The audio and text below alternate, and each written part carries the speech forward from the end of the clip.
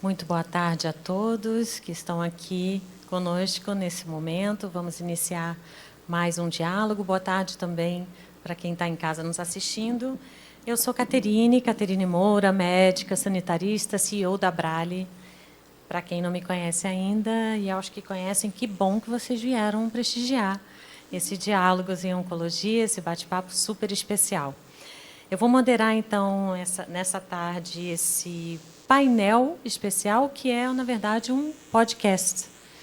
E o tema é Diálogos em Oncologia, Medicina Personalizada é uma realidade no SUS? Esse é um questionamento. Essa conversa depois vai ficar disponível, vocês podem acessar também através do TJCC no Ar, nosso mais recente projeto, podcast do movimento Todos Juntos contra o Câncer. Ele fica nas plataformas normais de streaming. É só você acessar lá, escolher a sua de preferência, seguir e escutar esse episódio. Antes de a gente começar, eu apresentar quem vai estar comigo nesse bate-papo, eu quero contextualizar um pouquinho o que é a medicina personalizada, sobre o que a gente vai tratar aqui. Então, a gente vai falar de uma abordagem bastante revolucionária na área da saúde, não só na oncologia, mas na área da saúde, que busca adequar o diagnóstico, o tratamento, a prevenção das doenças com base em características individuais. É isso mesmo, é personalizado, como o próprio conceito do nome diz. Então, é pensado para essa abordagem é pensada para cada paciente. Em contraste com a medicina tradicional, que muitas vezes adota uma única abordagem terapêutica ou diagnóstica, enfim, a medicina personalizada não. Ela leva em consideração fatores genéticos, especificidades, fatores genômicos, ambientais e muitos outros elementos para proporcionar cuidados em saúde mais eficazes para os pacientes. E mais precisos também, né? Então, a medicina personalizada ela tem avançado muito, e muito rapidamente, muito a gente tem ouvido, discutido, sobretudo no diagnóstico, auxiliando no diagnóstico de doenças de uma forma mais cedo, mais oportuna, né, mais precocemente. Mas, como a gente vem discutindo em muitas temáticas na área da saúde, da oncologia em especial, o acesso ainda é um problema. E aqui não é diferente, sobretudo na rede de saúde pública. Né? Então, a oncologia é uma das áreas em que a medicina de precisão, e eu acho que os meus convidados vão falar bastante sobre isso, a medicina de precisão ela acaba trazendo resultados interessantes, eficazes, e com centenas de indicações de medicamentos baseados no perfil genético de cada paciente, como no caso, por exemplo, das próprias leucemias. No que diz respeito ao tratamento, essa abordagem personalizada acaba permitindo uma escolha de alternativas terapêuticas, né, que tenham também um efeito mais minimizado em termos de efeitos colaterais e que produzem melhores desfechos, melhores resultados ao final. Também auxilia na prevenção, permitindo a detecção mais rápida, mais precisa de várias patologias. Enfim, tem muitas aplicações e é sobre isso que a gente vai conversar hoje aqui no nosso podcast. Entretanto, a incorporação no SUS desses tratamentos individualizados é uma realidade bastante distante para a maioria dos pacientes. Para a gente conversar, então, iniciar esse bate-papo, eu quero apresentar quem vai estar comigo. Aqui ao meu lado, Glauco Lima da Silveira, engenheiro florestal de formação. Ele é um querido amigo, apoiador, voluntário, parceiro nosso, ex-paciente oncológico, se é que a gente pode falar ex-paciente, mas depois você vai comentar, voluntário no Comitê de Pacientes da Abrale, representante da área de parcerias estratégicas e especialista nesse tipo de parceria no terceiro setor. Ana Carolina Gifone, especialista em oncologia clínica pela SBOC, médica, doutoranda pelo AC Camargo Cancer Center, membro do Comitê de Oncogenética, também da SBOC, presidente da Rede Brasileira de Câncer Hereditário. Seja muito bem-vinda. Muito obrigada. E lá na pontinha, muito honrosamente quero apresentar Dr. José Francisco Comenali Marques, médico hematologista, grande especialista na área, presidente da Associação Brasileira de Hematologia, Hemoterapia e Terapia Celular, ABHH, e membro também estratégico do nosso movimento Todos Juntos contra o Câncer. Antes da gente começar essa roda de conversa, estou com muitos recados hoje, né? Mas já começamos.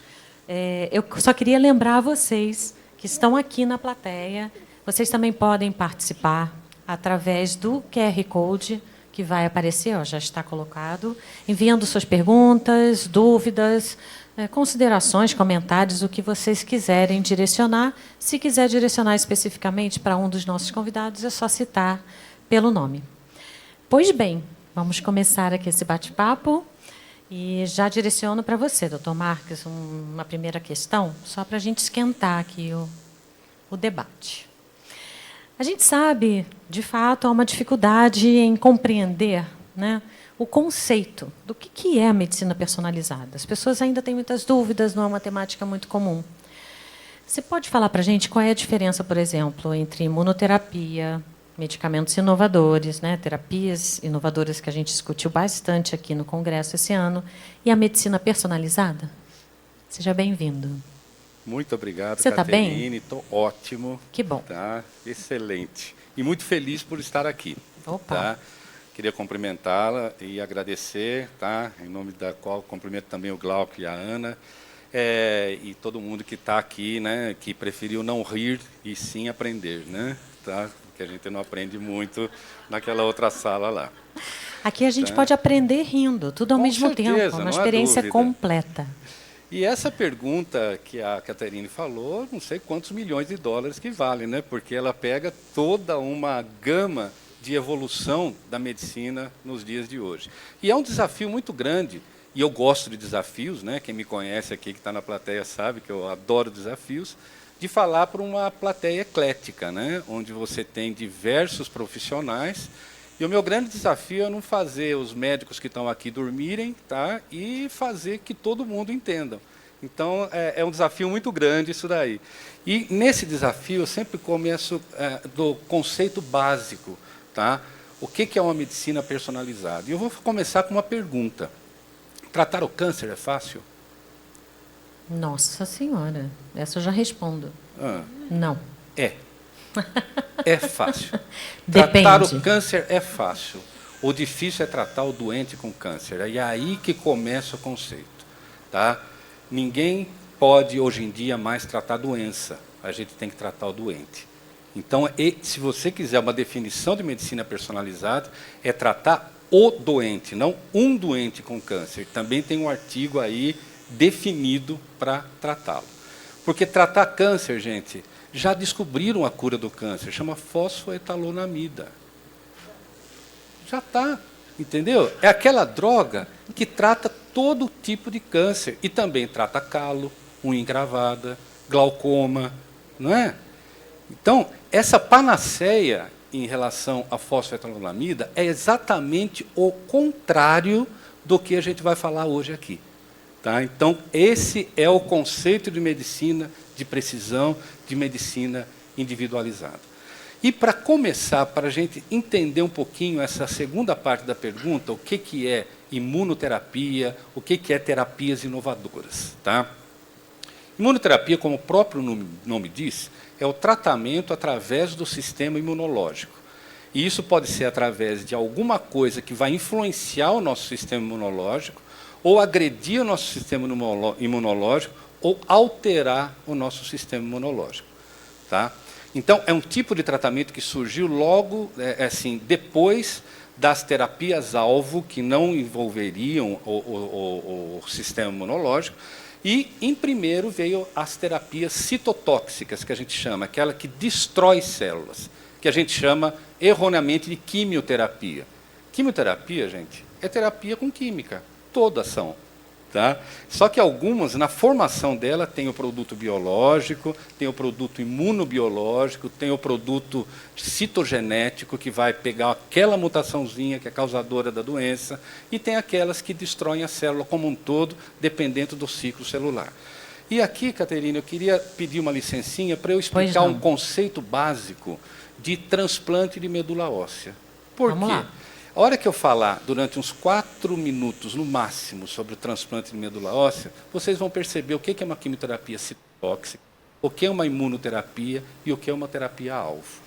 Nós temos 2 tipos de transplantes. Tá? O autólogo, que é da pessoa para ela mesma, e o alogênico, que é de uma pessoa para outra. Bom, falando em termos de câncer, porque a gente tem indicação também do transplante autólogo e alogênico para doenças não cancerosas. Mas vamos falar para doença de câncer. Depois, se alguém quiser, eu explico para as não cancerosas, que é um outro conceito. Então, eu tenho um paciente com tumor. Para destruir esse tumor, eu tenho que pensar no paciente. Tá? Porque, é o que eu falei, é fácil destruir um tumor. O difícil é manter o paciente vivo. Tá? Essa é uma grande diferença também.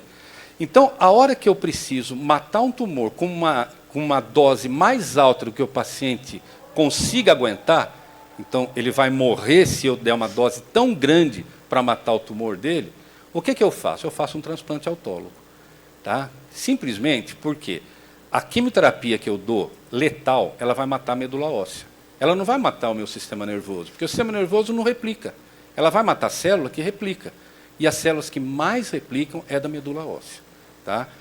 Entre parênteses, nós produzimos 175 bilhões de glóbulos vermelhos por dia, 225 bilhões de glóbulos brancos por dia e 75 bilhões de plaquetas por dia. Essa é a nossa produtividade da medula óssea. Tá? Um glóbulo vermelho dura de 90 a 120 dias, 3 meses. Isso quer dizer, daqui 3 meses nós não temos nenhum glóbulo vermelho que a gente tem hoje. Nós somos outra pessoa. As plaquetas duram, sabe quanto? 5 a 10 dias. Então, daqui a 10 dias, nós não temos nenhuma plaqueta dentro do nosso corpo que a gente tem hoje. Quer dizer que daqui a 10 dias nós somos outra pessoa. O glóbulo branco, sabe quanto tempo dura? De 8 a 16 horas. Isso significa que a gente troca de 2 a 3 vezes por dia todos os nossos glóbulos brancos. Isso quer dizer que a gente nasce uma pessoa e às 4 horas da tarde a gente é outra pessoa em relação ao glóbulo branco. Mas isso eu acho que ninguém tem dúvida. A gente muda pra caramba. Né? Tá, então, você agora só deu uma explicação lógica para o assunto. Agora, de repente, eu dou uma dose mortal de quimioterapia, eu mato a medula. O doente morre. Então, o que eu tenho que fazer? Eu tenho que tirar essa medula, matar a medula e o câncer e devolvo a medula para o doente. Isso é transplante autólogo. Então, ela está arquitetado numa toxicidade celular. Eu mato a célula. Eu costumo dizer, você mata a tiririca, mas o alface vai junto. E eu quero só que brote o alface depois. Agora, vamos ver. Transplante autólogo, a única diferença é que para uma pessoa, para ela mesma, e o halogênico para uma pessoa, para outra? Não. O conceito é completamente diferente. É aí que eu quero depois passar a bola para essas 2 feras aqui, para continuar com esse raciocínio meu. Eu estou simplesmente tentando trilhar o raciocínio de vocês. Eu acho que eu estou conseguindo, porque ninguém está dormindo até agora.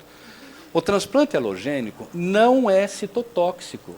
Eu não dou uma dose mortal de quimioterapia para matar o tumor. Esse não é o meu objetivo. O meu objetivo, quando uma pessoa tem uma leucemia mieloide aguda e eu quero tratá-la, tá? Eu tenho que tirar essa doença desse paciente e impedir que ela volte. Tá? Então, o transplante halogênico, Caterine, é o exemplo mais antigo e mais eficiente de imunoterapia. Tá? Não sei se vocês sabiam disso. Transplante halogênico é imunoterapia para câncer. Por quê? Aí eu vou dar um exemplo para vocês. Eu gosto de ir indo e voltando para vocês seguirem esse caminho aí do meu raciocínio. Vamos lá, vamos ver se eu consigo passar todo esse conceito para vocês. Eu tenho leucemia mieloide aguda. Tá? E eu tenho que fazer um transplante halogênico. Eu tenho um irmão gêmeo e tenho um irmão não gêmeo. Os 2 são compatíveis comigo. Qual é o melhor para mim? O meu irmão gêmeo ou o meu outro irmão? Claro que o meu irmão gêmeo é mais compatível comigo. E eu não vou ter rejeição nenhuma. Só que qualquer médico vai escolher o irmão não gêmeo. Por quê? Porque o objetivo, a leucemia é minha, quer dizer, eu tenho leucemia. A leucemia é minha ou é do meu irmão? É minha. Tá? Então eu tenho que fazer uma forma de que essa medula do meu irmão destrua a minha doença, que é minha. Primeiro conceito que eu quero que vocês levem daqui: transplante sem rejeição, transplante halogênico sem rejeição não adianta nada, a doença volta. Quanto mais incompatível for dentro da não rejeição do doente, é melhor para aquele paciente. Então tem que ter rejeição. Por quê? Eu tenho que rejeitar a doença e tenho que preservar. Então isso é uma coisa chamada doença versus, chama graft versus tumor, que é enxerto versus doença. É onde você vai com a célula do seu irmão identificar as minhas células quando nascerem doentes e destruí-las. Tá? Então eu sou O positivo, meu irmão é A positivo. Ele não tem compatibilidade. Eu vou ser A positivo depois que a medula dele vier comigo. Só que alguma célulazinha eu mudei de tipo de sangue, porque eu tenho o sangue dele, estou produzindo outro tipo de sangue. Só que qualquer célula que brotar doente, ele vai lá e destrói, fala, essa célula não é minha. Como ele destrói meu olho, como ele destrói minha pele, como ele destrói meu fígado. Então eu tenho que regular para ele destruir a doença e não me destruir. Então é uma imunoterapia, eu entro na alma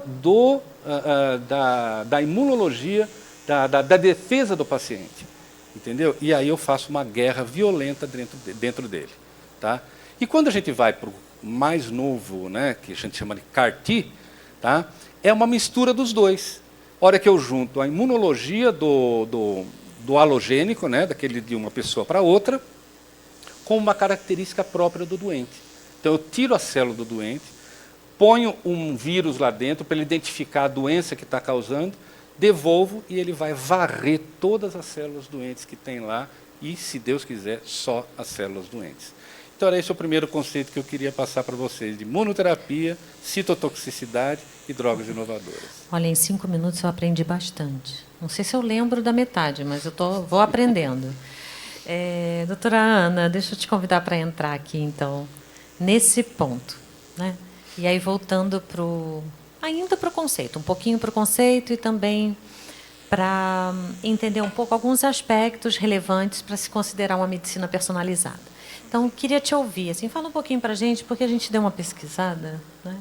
E me pareceu um tanto quanto desafiador, sobretudo pensando na questão do acesso. Né? Queria que você comentasse, então, pensando nesse cuidado personalizado, individualizado, quais são esses aspectos que a gente tem que pensar? Que tipo de análises prévias têm que ser feitas para orientar, por exemplo, a questão da oferta de uma terapêutica tão personalizada? Perfeito. Eu queria começar também agradecendo essa oportunidade tão preciosa de estar aqui. Eu sou Ana Carolina, sou oncologista, trabalho também com oncogenética e estou assim, vindo de Fortaleza, especialmente para esse evento, e isso é um privilégio, porque então eu passei o dia inteiro aqui me alimentando dessa energia boa, de cooperação, né, em função da gente vencer um desafio tão grande que é o câncer. Então, meus parabéns, de verdade, me emocionei inúmeras vezes hoje aqui pela autenticidade de todos os movimentos que a gente fica muito feliz com a sua fala, estávamos conversando um pouco antes, né? É. Agora, honrados mesmo ficamos nós, de você ter aceito o convite e imediatamente viajado para nos encontrar aqui em São Paulo, né? Então, por favor, faça bom uso da palavra e conte para a gente um pouco da sua experiência, enfim, o que você quiser compartilhar para nos orientar. Então, deixa eu tentar colocar assim. Eu acho que a gente está debruçado aqui nessa mesa sobre ambivalências. Nós definimos os seres humanos como diferentes dos outros animais, baseado em algumas propriedades que são únicas dos seres humanos. Nós temos consciência, inclusive consciência da nossa finitude. Nós temos a capacidade de mudar o ambiente, nós temos uma criatividade muito diferente de todos os outros seres, de inventar novas medicações, de mergulhar em mecanismos de doenças. Isso é único do ser humano. Então, nós temos propriedades que nos definem como humanos. Mas não há um ser humano igual ao outro. Nós somos absolutamente individuais, singulares. E isso é o que faz a gente ser especial. Então, quando a gente olha para o câncer, existe essa mesma ambivalência. Para a gente chamar uma doença de câncer, ela precisa compartilhar com outras doenças algumas propriedades. Capacidade de multiplicação, de evasão de apoptose, de fugir do nosso sistema imunológico, de criar novos vasos, de se espalhar pelo nosso corpo, de poder diminuir os nossos dias de vida.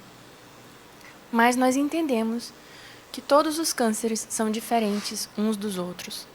Eles acontecem numa cascata de transformação diferente, apesar de alcançarem essas características comuns.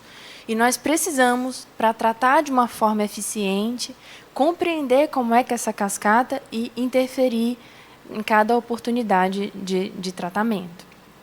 E nós entendemos mais recentemente que mesmo uma doença que a gente chama, por exemplo, câncer de mama, que eu vou usar aqui como exemplo por ser o maior impacto na saúde feminina no nosso país e em tantos outros países do mundo, mesmo que a gente chama de câncer de mama, a gente está chamando embaixo desse nome um conjunto muito diferente de doenças.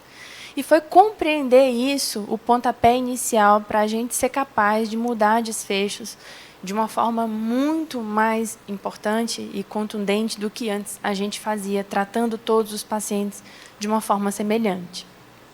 Hoje em dia, esse conceito de entender o paciente como individual e os tumores dos pacientes como individuais, eles são um ponto de partida que nos dá um privilégio de conseguir controlar a doença muito melhor do que historicamente a gente conseguiu controlar.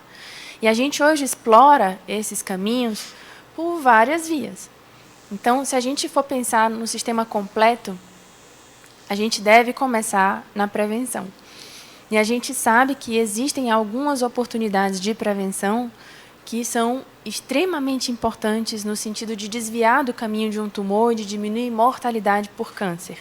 A gente entende, vou usar de novo o exemplo de câncer de mama, que toda mulher até os 75 anos de idade, só por ser mulher, pelos nossos fatores hormonais, a gente tem uma chance de mais ou menos 12% de ter câncer de mama ao longo da vida. Uhum. Mas nós sabemos que se, por exemplo, nós herdarmos um defeito num dos genes de proteção de câncer que ficaram tão famosos, o BRCA1 e BRCA2, por uma manifestação brilhante da Angelina Jolie, mas também por tantas outras vozes que vieram a seguir, mas eles são dois dos vários genes, mas se a gente herda um defeito no gene de proteção, por exemplo, do câncer de mama, essa chance pode alcançar 70% ao longo da vida. E aí, para aquela mulher da população geral, que a gente oferece mamografia de rastreamento uma vez por ano, a partir dos 40 anos pela Sociedade de Mastologia, ou a partir dos 50 anos pelo Ministério da Saúde, e a gente impacta a mortalidade com a mamografia anual, para essa mulher de 70% de risco, essa medida é insuficiente, é desproporcional ao risco dela. Então, a gente ajusta já ali no rastreamento, individualiza o rastreamento baseado em marcadores que nos ajudam a entender o risco real daquela pessoa. A gente estratifica a predisposição ao câncer, o risco de câncer, e a gente calibra o nosso cuidado em função dessa estratificação. E se a gente não consegue desviar do caminho, se a nossa paciente chega com câncer, é nossa obrigação hoje em dia, para a boa prática da medicina, a gente tentar dar um sobrenome ao tumor da paciente.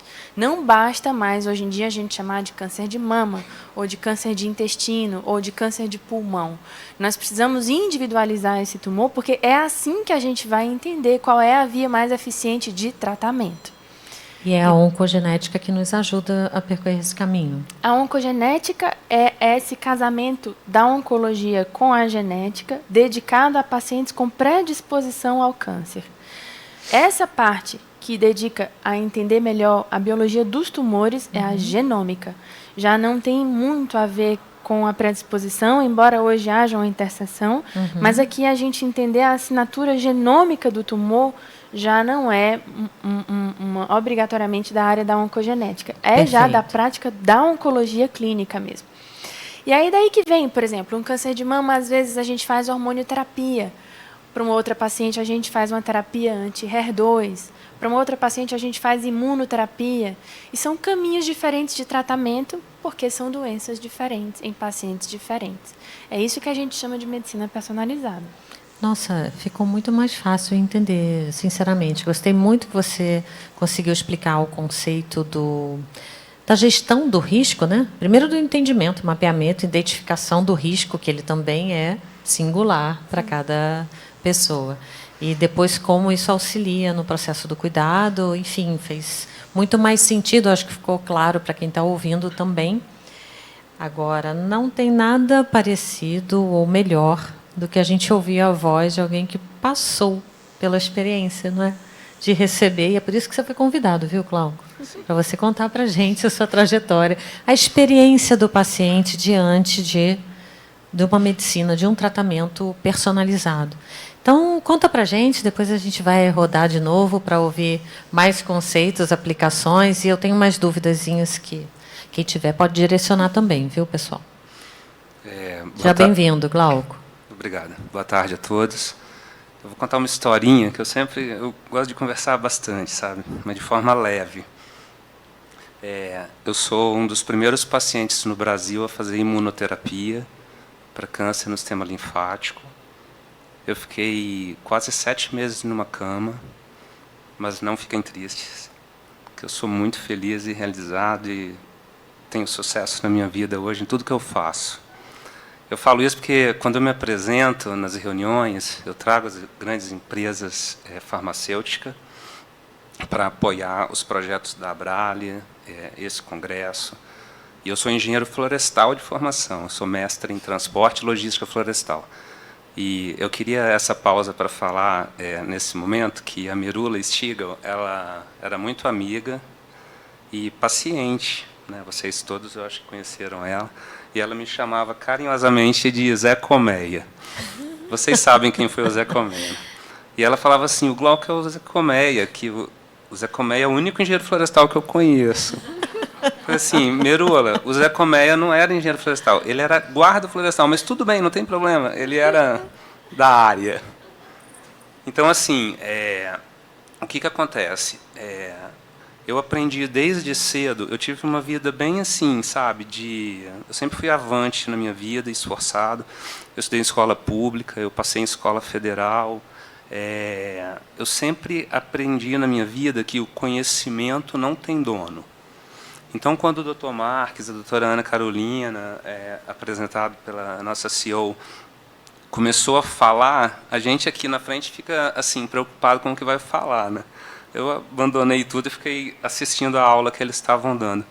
Eu comecei a gostar muito do Dr. Marques, eu conheci ele tem pouco tempo. Que o conceito dele, eu falei, por isso que você foi chamado para essa palestra de medicina personalizada, né? Então, assim, o conhecimento não tem dono. Eu já comecei a aprender um monte de coisa. É bom saber que tem médicos como você, tá? Não vou falar senhor, você é novo. Especialistas como você. Eu tive acesso a, assim, eu sou autor da minha própria história no tratamento. Eu faço parte do Comitê de Pacientes Ativistas no Brasil, que são pacientes empoderadíssimos. Eu brinco com a minha turma, que está toda lá dando gargalhada, que eles já sofreram bastante, mas que o tratamento ele é muito agressivo. Tá? Você ser autor da sua própria história, você duvidar, você perguntar, você não ouvir somente os profissionais falando. Então, quando eu fiquei 7 meses numa cama e eu não tinha muita atenção dos médicos com N sequelas, eu sou muito alegre, assim, eu sou muito feliz, sabe? Eu sou muito realizado na minha vida. Então, as pessoas acham que eu não tinha problema quando eu fazia tratamento. A minha esposa veio de Maceió me ver e ela sabe o que eu estou falando, porque aqui parece que eu só sou alegria, porque eu não estou sofrendo, né? Então, quando os médicos me viam, que eu ficava 15 dias numa cama, eu chegava rindo, amigo de todo mundo. Mas só quem via eram as pessoas que estavam com a gente. Tá? Então, assim, quando eu comecei a estudar da doença, eu tive vários estudos na minha vida. Tá? Eu fui para fora do país, fui para outras universidades, tive informação, porque eu sempre acreditei nisso. E, quando eu fiquei doente, eu comecei a estudar a doença. E eu descobri na minha vida, nas experiências fora de trabalho, que existem protocolos e protocolos. Eu sou um dos primeiros pacientes a fazer imunoterapia. Meu tratamento passa de 7 milhões de reais. Então, por que eu falo isso para vocês? Porque a informação é mais valiosa do que dinheiro. Eu perdi vários amigos, tá, que eram pessoas muito ricas e não tinham informação. Então, gosto de passar essa mensagem, porque as estatísticas estão piores, mas em cada 6 pessoas, uma pessoa vai ter câncer. Isso é o que o nosso Observatório de Oncologia detecta, tá? Os dados aí, e isso está aumentando, tá? Nos últimos 20 anos, vocês sabem, o câncer não escolhe mais os pacientes, tá? Antigamente, o câncer era considerado uma doença. Se eu passar muito, você me puxa a orelha. Não, tá? não, fica à vontade. Eu já quero te fazer uma pergunta, mas quero que você conclua seu raciocínio. Antigamente, o câncer era considerado uma doença de velho, e hoje, assim, saindo um pouquinho, tá, do científico, do catedrático, que eu estou aqui como ser humano, né? Eu me considero um sobrevivente, em alto estilo. A minha médica é uma pessoa super querida, conhecida no mundo. E eu sempre falei que... Agora eu conheci outro bom também, igual ela, o Dr. Márcio. Mas eu sempre falei assim, eu tenho a melhor médica do mundo, mas eu me considero o melhor paciente do mundo. E aí algumas pessoas, amigas super queridas, algumas estão aqui, começam a rir, né? Porque a medicina personalizada, quem procurou isso foi eu, tá? Eu acho que isso tem que ser procurado pelos pacientes, não somente pelos doutores. Não existe, vocês não estariam aqui, não teria indústria farmacêutica, ninguém estaria aqui se não tivesse o doente, né, o paciente. E quando você tem esse bate-bola de paciente e médico, você faz o diferencial. Porque eu anotei aqui que eu fiquei com medo de esquecer, mas olha que frase legal. É mais importante saber que tipo de pessoa tem uma doença do que saber que tipo de doença uma pessoa tem. Hipócritas falou isso há 460 anos antes de Cristo. Veja bem, ele já sabia disso. A roda foi inventada há 3.500 anos antes de Cristo. Ou seja, 3.500 antes, 2.000 e pouco, 5.500 anos já, certo? Inventaram a roda e a gente ainda não aprendeu o conceito de hipócritas. A gente está tentando inventar a roda. Então, por que eu gosto de falar isso? Porque quando eu entrei em remissão, em 2019, a minha médica falou assim, vai ser luz na vida das pessoas. Então, assim, a informação, eu acho que faz eu ficar... Eu sou muito empolgado, sabe? Quando você estava explicando as coisas que eu não sabia, muitos de vocês acho que também não sabiam, que explicação linda, né, de imunoterapia. Então, assim, isso me toca, porque com a informação você consegue desbravar, você consegue mudar, você consegue se reerguer. Hoje eu trabalho, sabe? Assim, eu tive todas as dificuldades que vocês possam imaginar. A gente estava numa roda de conversa com os pacientes ali. Sim. A gente conseguia letrar todos os assuntos que foram escolhidos. Todos os pacientes conseguiam.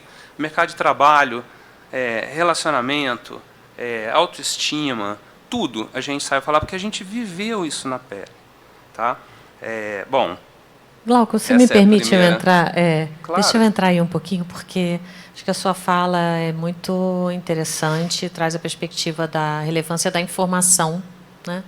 A gente costuma falar bastante que informação salva vidas, e é verdade. A informação também transforma realidades, né? Claro que depois tem que ter atitude, tem que ter acesso, tem que ter um monte de coisa, não é do nada, não. Mas a informação é um primeiro passo. E eu tinha notado aqui, para não esquecer de te perguntar, porque eu, que lhe conheço, nunca conversei exatamente sobre a sua jornada em detalhes, e eu não sei como foi para você. Eu já entendi que você teve um protagonismo, você estudou sobre a doença, provavelmente foi assim, identificou, então, a existência da medicina personalizada, imunoterapia, e foi fazer sua jornada para ter acesso. Mas queria que você me falasse, nesse momento que você estava pesquisando e tal, ficou claro para você, foi compreensível a importância de ter acesso à imunoterapia como uma alternativa uma alternativa não, como um caminho de medicina de precisão? Quer dizer, você como leigo, paciente, tocado naquele momento com um diagnóstico na mão, foi pesquisar, imagino com a sua cabeça cheia de dúvidas, medo, angústia. Você entendeu rapidamente que falou, poxa, isso aqui é algo novo, algo eficaz, resolutivo, e é uma medicina personalizada? Eu quero ter acesso. Então, como foi? Sim, tá a resposta, com menos propriedade que eu tenho hoje. Mas assim, eu fiz coach, depois desses 7 meses numa cama, eu fiquei liberado, e eu fiz coach, porque um dos propósitos era ajudar pacientes a se superarem. Uhum. Tá? Então, assim, indiretamente, porque eu não tinha tanto conhecimento, uma coisa que eu tinha certeza, que eu não poderia ser tratado. Eu fazia quimioterapia, eu me emocionava muito quando eu falava, mas eu treino, né, eu sou nadador, eu falo isso porque o nadador ele geralmente é uma pessoa mais forte, assim, ela tem essa parte forte. Eu ficava 5 dias com o meu peito doendo de tanto que eu vomitava. Eu vomitava todo o ácido gástrico que você pode ter no corpo. Então eu ficava vomitando 10 horas. E por isso que eu fiquei 7 meses numa cama. Então, é como se eu tivesse morrido 12 vezes. E eu falava assim, meu Deus, essa droga ela pode ser boa para algumas pessoas, mas para mim não é. E quando você está no SUS, eu acho que eu posso falar isso, né? Nós estamos num protocolo, onde o protocolo é uma determinada medicação. Eu acho que a gente vai entrar nesse assunto do SUS agora. Sim. Exatamente. Eu fiz o meu tratamento, iniciei no SUS, depois eu fui para o particular. Você não tem opção.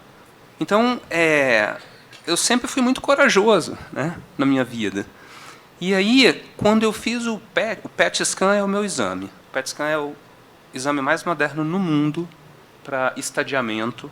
Alguns profissionais podem falar que ele também serve para uma biópsia, né, porque ele enxerga, e o PET scan não enxergou a minha doença. Aí, como eu tinha feito coach, né, eu sabia um monte de coisa, eu sabia perguntar os porquês, né? Eu me perguntei, mas por que, cara, que o exame mais moderno do mundo não detecta a minha doença e depois de 4 meses a doença volta super agressiva? Então a doença estava lá e a gente não enxergava. Eu falei, tem alguma coisa errada. E o protocolo seguinte era fazer o transplante de medula. Há 5 dias do transplante de medula, eu peguei um avião e vim procurar a minha médica para olhar para ela e simplesmente perguntar, né? Eu sou coach, posso perguntar, né? Falei, doutor, eu não sou médico, mas eu sou muito instruído, assim, sabe? Eu sempre fui muito estudioso na minha vida inteira, e eu queria olhar para você se isso está correto, porque eu não vou sobreviver nas próximas quimioterapias. Estou morrendo. E ela deu uma risadinha e entra várias histórias de superação, tá? Eu pus tudo que eu tenho à venda para pagar o tratamento. E tem várias histórias bonitas aí, certo? Eu não falo nas palestras, geralmente, mas assim, existe uma força vital, né, que cada um tem o seu credo, mas eu acredito em Deus. Tá? Como o doutor falou, a gente tem bilhões de células.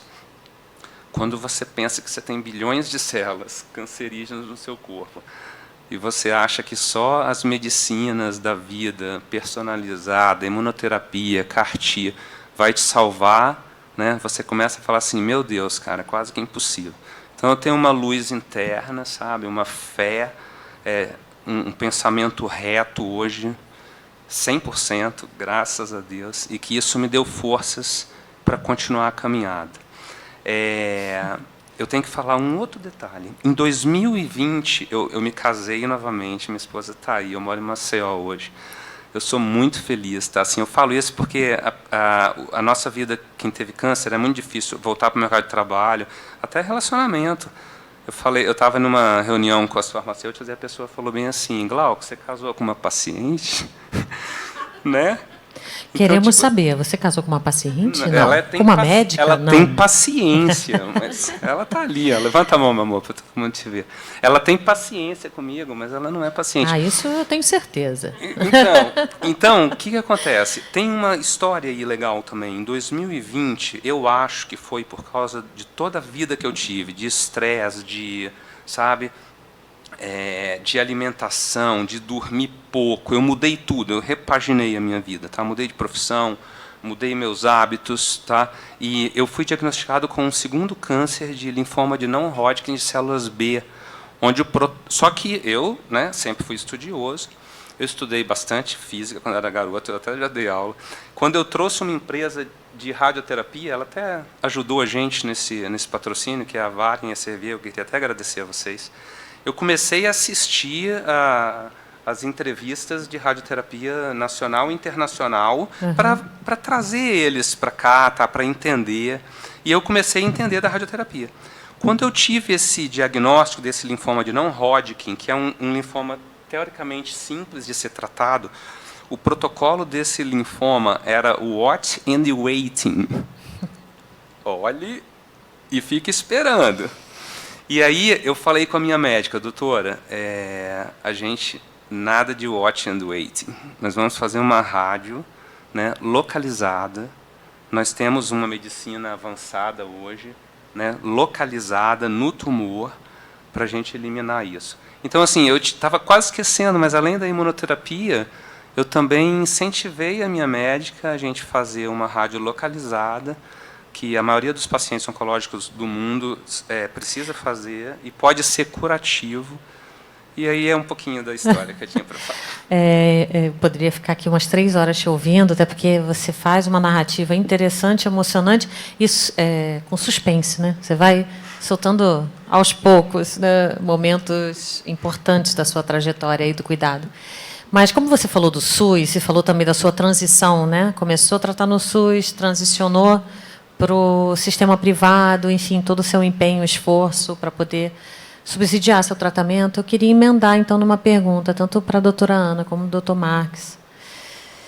Escutando esse relato, a gente pensa, igual na mesa que eu estava ontem, também ouvi um relato super powerful de uma sobrevivente também de câncer, e ela fez um relato falando exatamente das dificuldades de acesso, né, da equidade, da falta de equidade no Brasil, e como ela se sentia, de alguma forma, culpada, entre aspas, ou privilegiada por poder ter tido acesso, um diagnóstico precoce e acesso ao tratamento adequado e oportuno.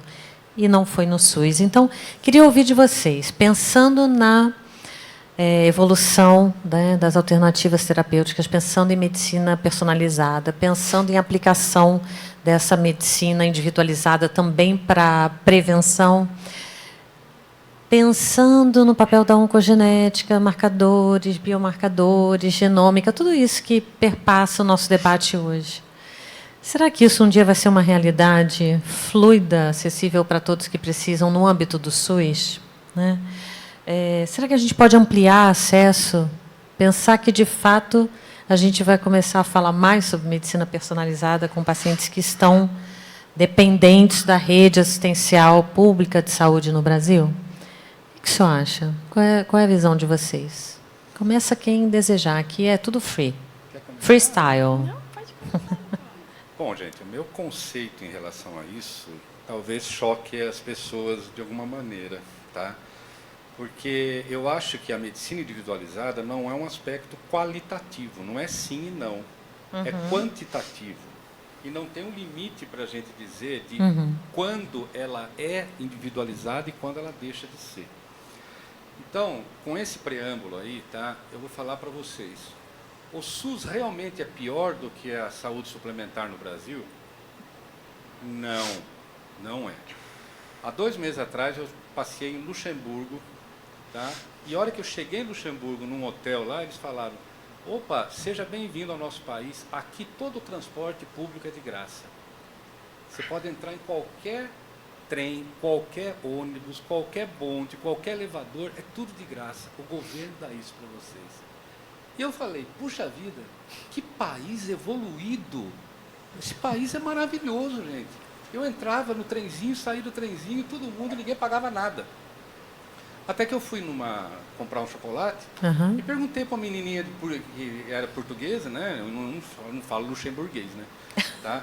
E eu cheguei lá para a menina e falei: olha, como é que é a saúde aqui? Ela falou: saúde? Eu falei: como é que é o sistema de saúde aqui? Não, aqui não tem sistema de saúde.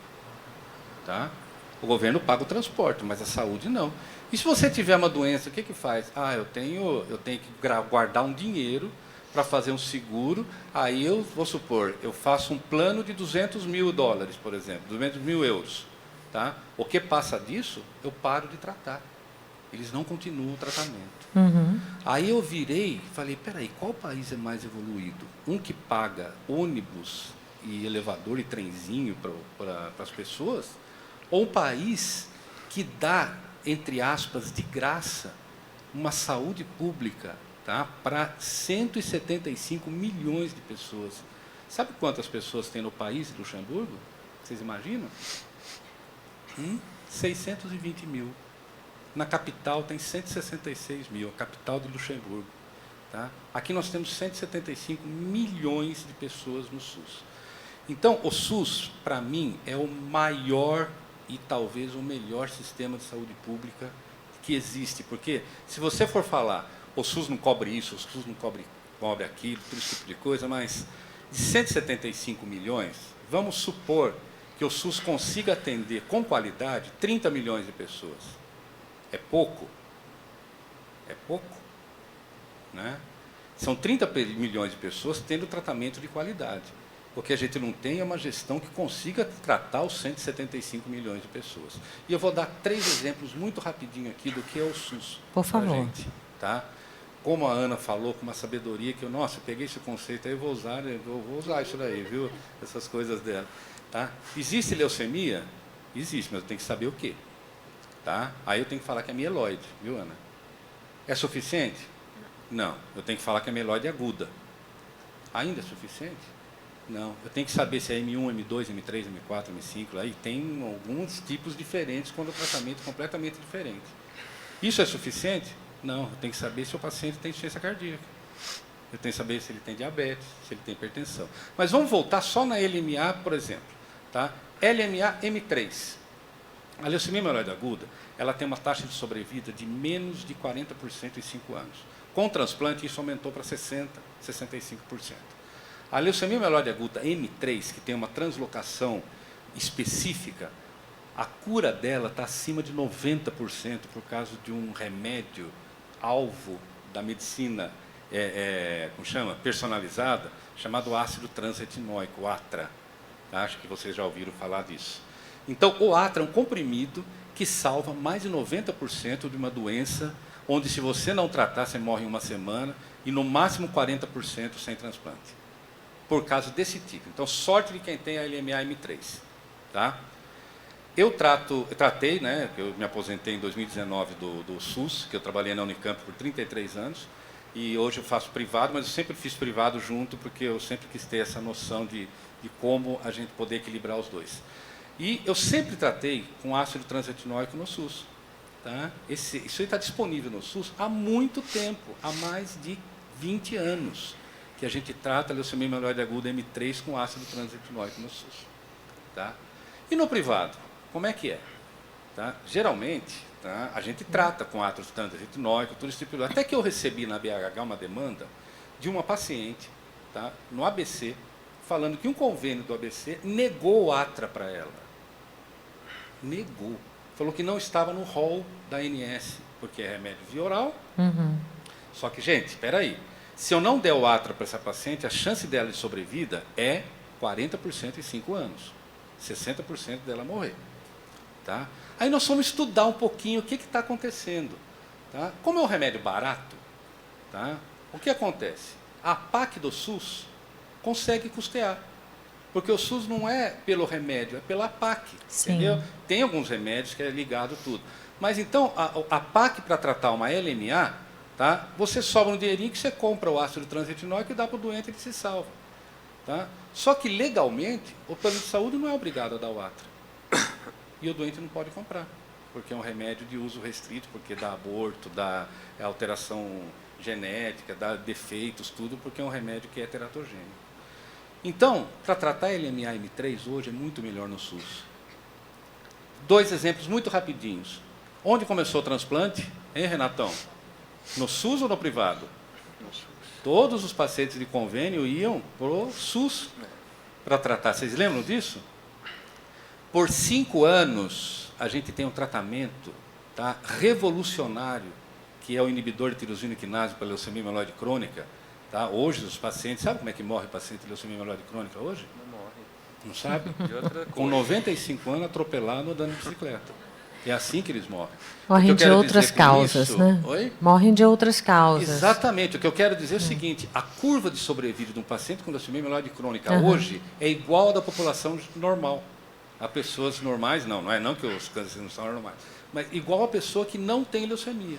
Ele vai viver tanto quanto uma pessoa que não tem leucemia e morrer de outras causas. Tá? 5 anos antes de ter na Unimed da vida, tinha no SUS. E os pacientes meus da Unimed iam pegar o remédio no SUS. Tá? Então, será que o SUS é tão pior assim? E aí eu respondo, tá, para você.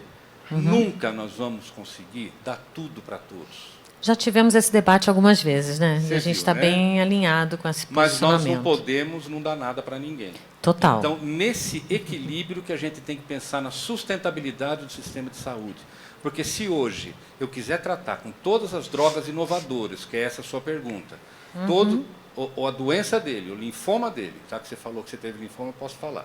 Tá? O linfoma dele, se eu quiser tratar com todas as drogas disponíveis, todos os pacientes de linfoma, eu não vou conseguir tratar nenhum paciente de câncer de mama. E daí? O que é justiça nisso daí? Pois é. Então, nós temos que pensar na sustentabilidade do sistema de saúde, sim, tanto público quanto privado. Não demonizem o SUS e não endeusem a saúde suplementar. Não é assim que a coisa funciona na prática. Muito bem, doutor Marcos, por isso que o senhor está aqui, convidadíssimo, super especial. Aliás, hoje você está brilhante, trazendo cada frase assim, que não dá para esquecer. Eu jamais esquecerei que hoje eu descobri por que cada dia eu sou uma pessoa diferente. Não é isso? Que minhas células mudam, pessoal. Doutora Ana, por favor, se você quiser comentar esse aspecto, e depois, só para falar para o pessoal que está aqui, quem está em casa também, eu já vou direcionar as perguntas, que a gente recebeu algumas. Então, eu acho que vale a pena complementar no olhar dos tumores sólidos, né? Porque a Sim. hemato tem um jeito de pensar e a oncologia clínica outro. E eu sou uma apaixonada pelo SUS também. Eu acho que o nosso SUS é gigante. Eu acho que nós temos, principalmente na proposta, assim, algo que nós precisamos defender, né? E enriquecer sempre, enaltecer sempre o valor do SUS. Mas acho que vale a pena a gente pensar criticamente também para que o SUS se modernize para os cenários de agora, né? Quando o SUS foi desenhado, nós tínhamos um contexto de saúde e de opções de tratamento que esse contexto mudou ao longo do tempo, né? E isso que a gente está conversando de medicina personalizada é algo recente. E é difícil resolver esse problema com as ferramentas que o SUS criou lá atrás, né? Então, acho que esse descompasso foi muito reconhecido. Nós estamos discutindo uma nova lei de prevenção e combate ao câncer. Sim, nesse momento, inclusive, nesse estamos momento, no pico dessa discussão, tanto no executivo, quanto no legislativo, quanto no âmbito da sociedade. Exatamente. Civil. E essa lei passa por vários aspectos da prevenção e do tratamento, de incorporação de novas drogas. Nós precisamos entender qual é esse equilíbrio, né, doutor Marcos, assim, de custo-efetividade, o que vale a pena a gente incorporar e o que de fato faz diferença para os pacientes. Mas no dia a dia mesmo, na prática, por uma questão de honestidade, assim, eu preciso dizer que tratar um paciente do SUS é diferente de tratar um paciente da saúde suplementar, mesmo que tenha uma doença parecida e que seja um paciente da mesma faixa etária, né, com condições de saúde parecidas. A gente sente falta de algumas ferramentas. Mas eu acho que a gente está num movimento de repensar isso e eu estou muito cheia de esperança de que a gente possa melhorar mais ainda o SUS. Mas eu queria pegar uma coisa que você falou, Glauco, e que eu concordo tanto e que eu acho que a gente precisa fortalecer esse conceito aqui, sabe? Porque a informação e o engajamento da população, eu acho que são pontos-chave para a transformação de qualquer cenário de saúde. E aí, por exemplo, se a gente olhar para os nossos números de mamografia, eles Sim. são muito aquém do que a gente precisa para uma redução de mortalidade. A gente precisa atingir pelo menos 70% das mulheres com mamografia anual para ter o impacto de mortalidade que a Organização Mundial de Saúde pede. E os nossos números são bem abaixo disso. Muito abaixo, Muito né? abaixo As últimas disso. estatísticas mostram. A gente tem uma publicação bem recente, um estudo chamado Amazona, que ele incluiu mais de 2.000 mulheres brasileiras, tentando fazer um panorama de como é que o câncer de mama é diagnosticado na nossa população. E só 30% dos nossos cânceres de mama são diagnosticados por rastreamento. Todos os outros são diagnosticados em pessoas que palpam um nódulo, que percebem uma mudança e aí sim, reativamente vão atrás de uma ajuda médica. Então, eu acho que isso, para mim, é muito emblemático de como não é só a gente incorporar mais e mais coisas, é a gente usar bem o que a gente tem e isso a gente faz através da informação. Incrível, sim. Perfeito. Eu também gostaria só de complementar, trazendo um pouquinho a perspectiva de quem trabalha no dia a dia, né, no contato direto também com pacientes oncológicos. E falando do lugar da nossa associação e do Observatório de Oncologia, porque a gente faz mapeamento de jornada.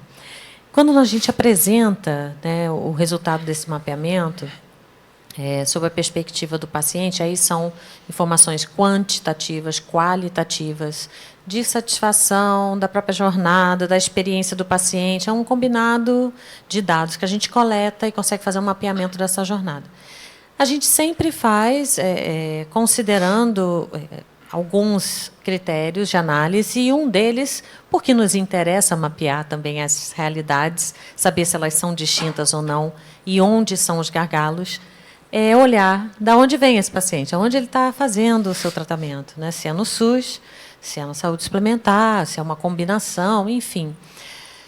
Sim, nós temos desafios diferentes, muitas vezes, tá? Também tem desafios similares de acesso em algumas etapas do tratamento e para algumas linhas de cuidado, mas sem sombra de dúvida, a forma como a jornada acontece, pelo menos na percepção do paciente, os dados que nós coletamos, viu, doutor Marques, quase sempre há uma discrepância grande na trajetória nessa jornada do cuidado. Tá? E aí são múltiplos elementos, mas os pacientes referem um cenário ou um ambiente, né, de navegação, vamos falar assim, para ser bem precisa, bem distinto, né? Quando eles fazem essa jornada no sistema público, estou falando da oncologia especificamente, e quando fazem essa jornada no privado, na saúde suplementar. E eu acho que há um recorte que pesa aí nessa experiência, porque a gente não tem o mesmo SUS num território nacional, né? Há discrepâncias regionais, não só socioeconômicas, culturais, não. Discrepâncias de infraestrutura em saúde, em capacidade de prestação de serviço em saúde. Então, esses elementos eu só gostaria de trazer para a mesa, porque é o que a gente lida no dia a dia, escutando muito a jornada dos pacientes. Agora, tem muitas dúvidas quando a gente começa a falar de tratamento em oncologia, medicina de precisão. E, aproveitando que vocês estão aqui, eu não quero perder a oportunidade de direcionar essa pergunta, que a gente recebe muito, inclusive, e é difícil de responder, então vou aproveitar os especialistas. Regiane, sua questão, então, foi em quais tipos de tumores é necessário investigar a parte genética? Para todos, né? Ou algum específico, algum que se aplica mais? Se houver, quais são os genes que podem estar alterados em pacientes com tumores de cabeça e pescoço? Vamos aproveitar essa oportunidade para falar um pouquinho disso, porque muito se fala dos diferentes tipos de neoplasias, né, de cânceres. Muito se fala também sobre o processo causador dos cânceres. A gente sabe que há fatores de risco, né, importantíssimos na causalidade aqui do câncer, mas há aqueles que têm um componente genético específico. Então, se vocês puderem comentar. Claro, muito obrigada pela pergunta, Regiane. Eu acho assim, quando a gente olha para o total de casos de câncer que acontecem no mundo, a gente usa um número médio de que 90% deles são tumores que são adquiridos ao longo da vida por pessoas que nasceram geneticamente, do ponto de vista de câncer, normais, certo?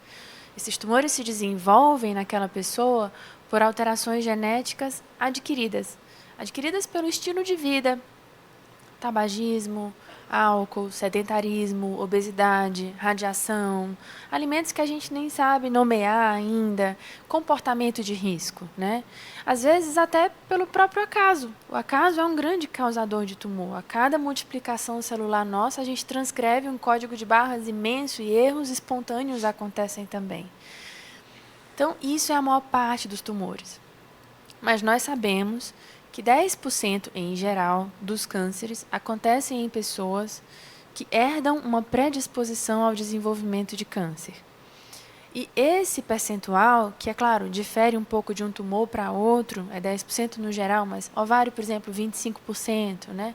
Cabeça e pescoço, muito menos, é muito mais um tumor ambiental. Mas esse percentual é um percentual muito importante que a gente reconheça, muito importante. Porque a gente trata diferente o tumor do paciente, que está já com a doença instalada, e a gente ganha uma janela de oportunidade para se antecipar ao diagnóstico de câncer e desviar dele, muitas vezes, em todos os familiares que estão ao redor. Mas então, quando que a gente pensa no paciente que está com a gente, que ele pode estar dentro desses 10%, né? Que essa foi a sua pergunta. Então, os sinais gerais são tumores que acontecem numa idade mais precoce do que a gente espera para a população geral, exatamente porque a pessoa já herda um defeito genético que facilita muito a aquisição de um só segundo defeito genético para aparecer o câncer. Então, vem mais cedo do que a gente relata para a população geral. O que é esse mais cedo, né? Existem números que variam de tumor para tumor. Para câncer de mama, por exemplo, a gente considera precoce com idade igual ou abaixo a 45 anos de idade. Para câncer de intestino, abaixo de 50 anos de idade. Então, varia de um tumor para o outro. Um segundo sinal são tumores múltiplos ao longo da vida. Vocês já devem ter ouvido falar, hoje mesmo eu ouvi relato, eu tive um câncer de mama e de ovário, eu tive um câncer de mama e de pâncreas, eu tive câncer de mama bilateral, né? A gente sabe que o câncer é uma doença muito comum, mas ele acontecer mais de uma vez numa pessoa é um sinal de alerta. O terceiro sinal de alerta é a história familiar. E eu acho que é a nossa melhor ferramenta de identificação, porque na saúde básica, se a gente faz um histórico direito de um paciente, a gente identifica, né, muitos casos de câncer na família, a gente já consegue investigar essa paciente que está conosco e, de repente, evitar que ela tenha câncer, né? Não esperar que o câncer aconteça para que a gente, então, venha intervir depois. É uma oportunidade que, quando o câncer aparece, a gente perdeu a oportunidade de prevenção, né? Essas populações, pacientes jovens com múltiplos tumores com história familiar, são enriquecidas de alterações genéticas de identificação de predisposição ao câncer. Mas é importante dizer que, assim, mesmo que aquela paciente da gente tenha uma história familiar super cheia de casos de câncer, em várias gerações, tumores acontecendo cedo, pacientes com múltiplos tumores, a gente precisa de um diagnóstico molecular. O diagnóstico não é clínico. O diagnóstico de predisposição ao câncer necessariamente é molecular. E é aí que a gente passa por uma tecnologia. E é por isso a discussão de incorporação, de quando que a gente vai ter disponível isso, né? Para a totalidade dos nossos pacientes. Porque de fato pode impactar, né, bastante na questão da confirmação diagnóstica, na orientação do próprio segmento, prevenção. Cirurgias redutoras de risco, medicações redutoras de risco. Além da conduta terapêutica em si. Exatamente. Né? Enfim, eu tenho escutado muitos termos, mas é só para compartilhar com vocês, e estava doida para te perguntar, doutor Marcos, vou aproveitar aqui a oportunidade. Tenho escutado muitas pessoas se apropriarem da extensão personalizada, né, nas suas especialidades ou práticas e tudo mais.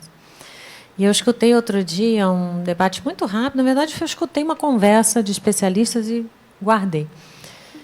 Faz algum sentido dizer que a medicina personalizada é muito específica ou muito aderente, por exemplo, a algumas especialidades, como, por exemplo, a hematologia ou oncohematologia?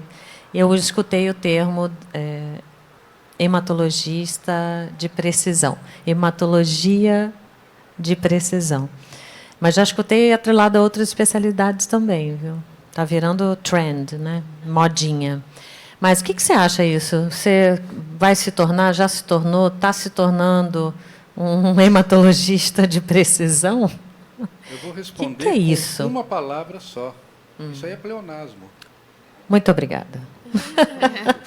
Porque o hematologista, a própria forma do hematologista, né, e diversas especialidades, a oncologia também se encaixa nisso, Uhum. é centrar no doente. A hora que você centra no doente, você tem que tomar muito cuidado em seguir protocolos muito fechados. Tá? Que protocolos são feitos como? Né, baseado em resultados populacionais. Total. Só que dentro dessa população tem pessoas com características próprias. Então, por isso que hoje não existe protocolo de linfoma. Tá? Na minha instituição, nós temos 32 protocolos para tratar linfoma, vocês acreditam? Então, chega um paciente com linfoma, eu tenho 32 formas de tratar institucionalmente. Tá? Então, eu vou escolher uma desses 32.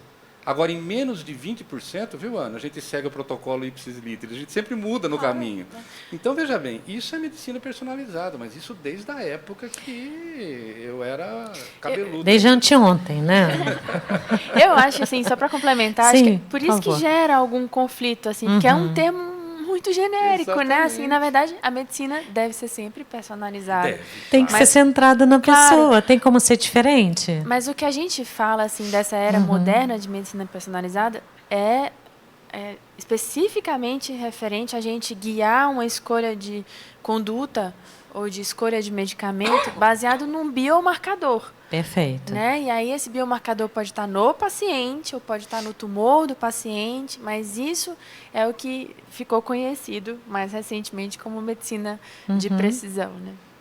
Muito bem. Então, já caminhando para o final, eu gostaria de fazer só uma rodadinha e deixar o Glauco também fazer algum comentário final. A gente tem 5 minutinhos para terminar esse bate-papo do Diálogos em Oncologia, no nosso podcast super especial, falando de medicina personalizada. Então, vou abrir o microfone. Quer dizer, já está aberto, né, Glauco? Faça uso, então, desses minutos finais, se você desejar. Depois passamos a palavra aos demais para finalizar aqui o nosso bate-papo. Então, quando foi perguntado sobre o SUS, tudo que foi falado eu assino embaixo, tá? Uma coisa que eu não assim, eu tenho que dar a voz do paciente para vocês, mesmo sendo ex-paciente. Os meus amigos são pacientes, eu perdi muitos amigos pacientes e isso precisa ser inspirador para vocês, porque possa ser que isso seja útil na vida de vocês em algum momento, tá? Com certeza. O que eu não concordo do SUS é simples. Eu gosto de ser objetivo, às vezes eu não sou tanto. Vou me aproximar mais do Dr. Marques. Mas se eu perguntar para vocês têm plano de saúde? Eu acho que todo mundo vai levantar a mão, né? E aí você começa a ter uma descredibilidade, Discrepância? Uma- Perda de credibilidade? descrédito, Descrédito. Você começa a ter um descrédito de estar no SUS, porque as coisas não funcionam como a gente gostaria, né? Então, assim, como voz do paciente, o que eu prego? Se tem um medicamento, se tem um tratamento que é usado na Ásia, se é usado no Oriente Médio, se é usado na África, certo? Lá tem o quê? Seres humanos, né? Nós somos todos homo sapiens, concordam, né? Lá, aqui. Então, assim, se eles usam alguma coisa lá e está dando certo, eu tenho direito de usar aqui também. Então, é isso que eu prego, sabe? Então, assim, o meu conceito de medicina personalizada está nesse fundamento de ser acessível, tratar o indivíduo, tá? É muito simples para mim. Muito bem. Doutora Ana, doutor Marques, vocês curtiram aqui esse bate-papo conosco? Muito. Estou aprendendo.